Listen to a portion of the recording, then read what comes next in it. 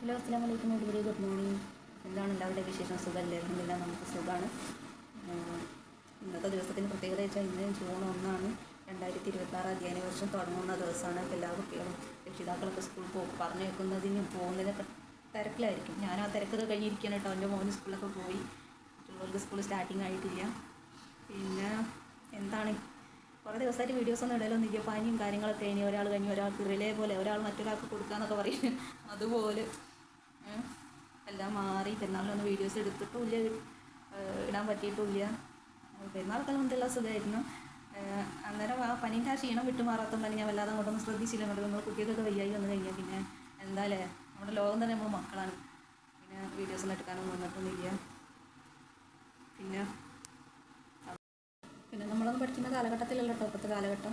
ഇപ്പോൾ വിചാരിച്ചാൽ നമ്മളൊക്കെ പഠിക്കുമ്പോൾ 5 കിലോമീറ്ററിനുള്ളിൽ ഒരു ഹയർ സെക്കൻഡറി ഉണ്ടെങ്കിൽ ഒരു യു പി സ്കൂള് ഒരു 2-3 ഒക്കെ അടുത്തുണ്ടാവും.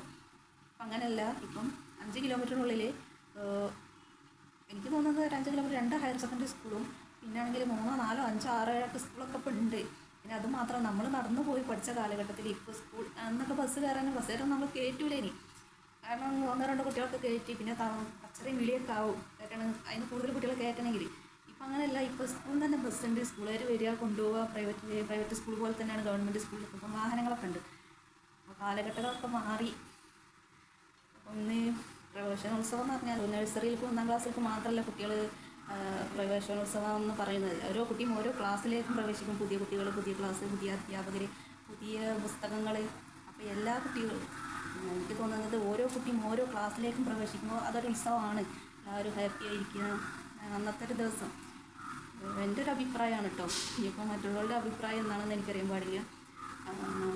അപ്പം ഓരോ കുട്ടിക്കും ഓരോ രക്ഷിതാവിനും ഈ അധ്യയന വർഷം നല്ലതായിരിക്കട്ടെ. എനിക്കും, ഞാനും ഒരു ഉമ്മയാണ്. എൻ്റെ മോനും സ്കൂളിലൊക്കെ പോകുന്നുണ്ട്. എൻ്റെ മോനല്ല, എൻ്റെ മക്കൾ സ്കൂളിലൊക്കെ പോകുന്നതിന്. പിന്നെ ഓക്കെ, ബൈ, സീ യു.